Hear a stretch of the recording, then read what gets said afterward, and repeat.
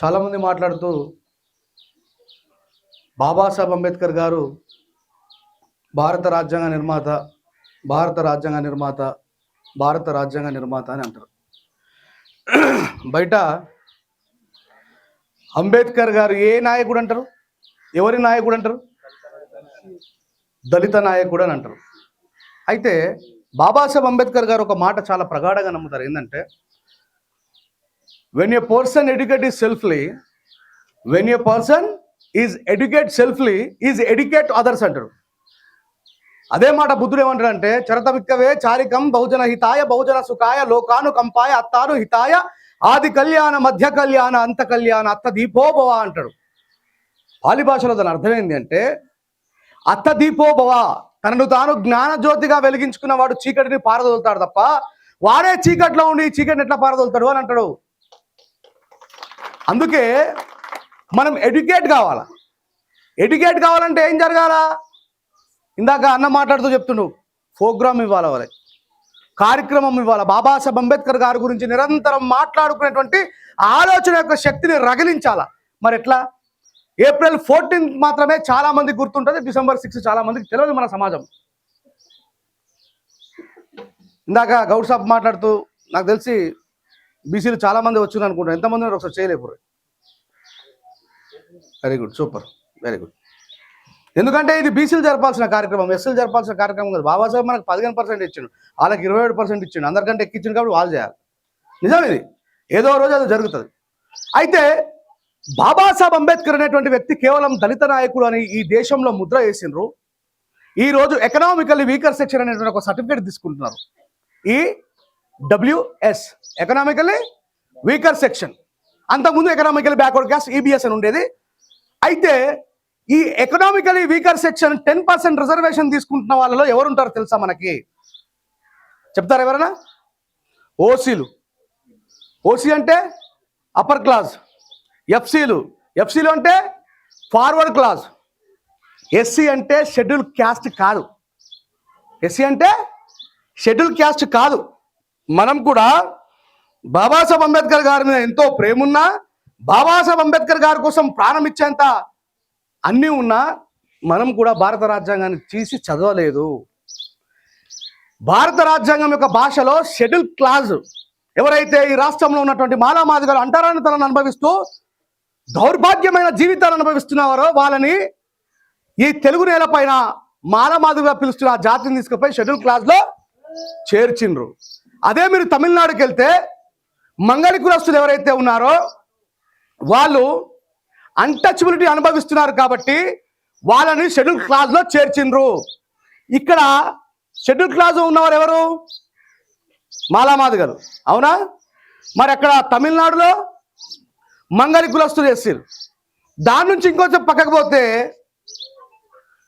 కేరళలో గౌడు కులస్తులు ఎవరైతే ఉన్నారో మన గౌడ్ సాబ్, వీళ్ళని అక్కడ రాజ్యాంగం, అక్కడ ఉన్నటువంటి గవర్నమెంట్ షెడ్యూల్ క్లాజ్లో చేర్చింది.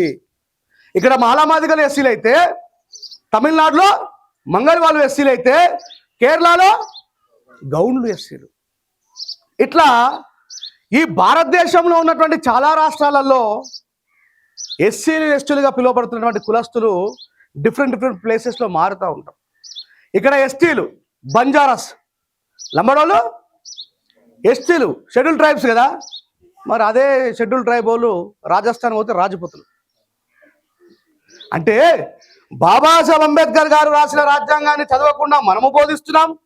బాబాసాహెబ్ అంబేద్కర్ గారు రాసినటువంటి రాజ్యాంగాన్ని చదవకుండా ఈ దేశము నడిపిస్తున్నది. అసలు రాజ్యాంగం లోపల ఏమున్నదో చాలా మందికి తెలియదు. ఇప్పుడు 10% రిజర్వేషన్ తీసుకుంటున్నటువంటి రెడ్డి కులస్తులు కావచ్చు, వెలమ కులస్తులు కావచ్చు, దాంట్లో ఉన్నటువంటి పేదవాళ్ళు చాలా మంది బయట మాట్లాడుతూ ఉంటారు, అరే అంబేద్కర్ మంచోడైతే మాలో ఉన్నటువంటి పేదవాళ్ళకి ఎందుకు రిజర్వేషన్ ఇవ్వలేదని చెప్పేసి బయట సహజంగా ఒక క్వశ్చన్ వస్తుంది. వస్తుందా రాదా? మీ ఎస్సీ ఎస్టీలకు ఇచ్చిండు, బీసీలకు తెలియదు. ఇప్పుడు మనం మొత్తుకున్న నుంచి చాలైంది, కానీ మీ ఎస్సీలకు రిజర్వేషన్ ఇచ్చిండు బాబాసాహెబ్ అంబేద్కర్ గారు, మరి అగ్రవర్ణాల్లో ఉన్నటువంటి పేదవాళ్ళకి ఎందుకు రిజర్వేషన్ ఇవ్వలేదు అనేటువంటి ఒక క్వశ్చన్ మనకు బయట వినిపిస్తుందా, వినిపించదా? సమాధానం చెప్పాలా యూత్? వినిపించినప్పుడు చెప్పాలా. ఎందుకంటే మనకు కోపం ఉంటుంది, చెప్పాలనిపిస్తుంది, కానీ మనకు రాజ్యాంగం తెలియదు. రాజ్యాంగం తెలవాలంటే కార్యక్రమాలు జరగాల, సుదీర్ఘమైనటువంటి కార్యక్రమాలు జరగాల, చర్చలు జరగాల.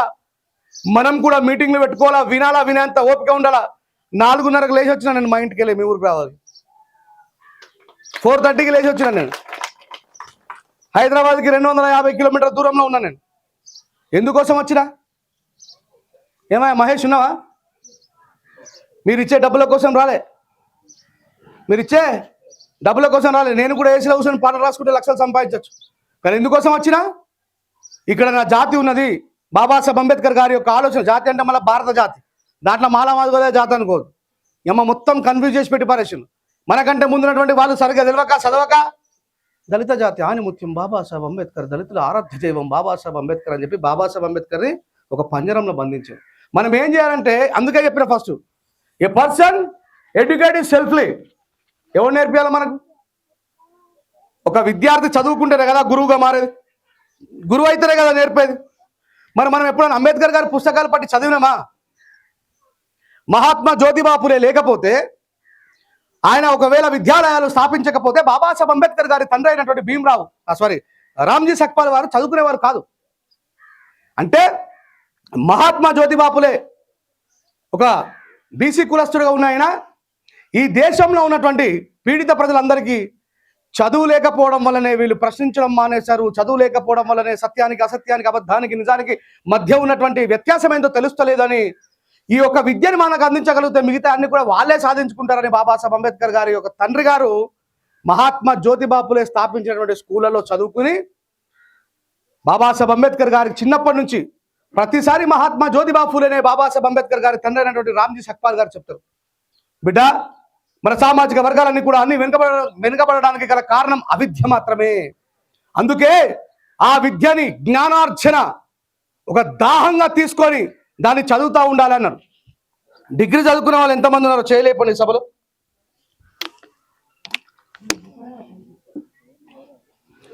మొత్తం మీద ఒక 5-6, 7-8 మంది ఉన్నారు. 193 దేశాలలో, మంచిగానండి, 193 దేశాలలో 32 డిగ్రీలు కలిగిన ఏకైక వ్యక్తి డాక్టర్ బాబాసాహెబ్ అంబేద్కర్ గారే. ఒకటే డిగ్రీకి దమ్ముకొచ్చింది మనకు. ఎంత? ఒకటే డిగ్రీకి దమ్ముకొచ్చింది. మరి నీకు లొట్టపీసి వేరేతో నువ్వు వాదపోవాదం ఎట్లా వేస్తావు? ఎందుకంటే యువర్ నాట్ ఎడ్యుకేట్ యువర్ సెల్ఫ్లీ కదా.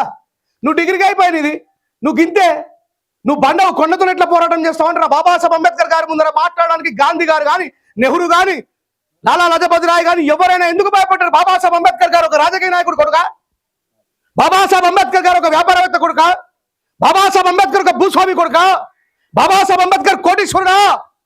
మనందరికంటే బిచ్చగాడు బాబాసాహెబ్ అంబేద్కర్. కానీ ఈ ప్రపంచంలో అందరికంటే జ్ఞానోదయం కలిగిన వ్యక్తి కాబట్టి ఆయన ముందర కూడా మాట్లాడలేదు. బాబాసాహెబ్ అంబేద్కర్ గారు లార్డ్ మౌంటైన్ వాటని దేశాన్ని పరిపాలించిన చివరి బ్రిటిష్ ప్రధాని బాబాసాహెబ్ అంబేద్కర్ గారు వస్తుండే ఆయన లేచి నిలబడుతుండే. బాబాసాహెబ్ కూర్చున్న తర్వాత ఆయన కూర్చుంటుండే. ఈ దేశాన్ని పరిపాలించిన బ్రిటన్ ప్రధాని బాబాసాహెబ్ అంబేద్కర్ గారికి భయపడ్డాడు. ఏం చూసి భయపడ్డాడు?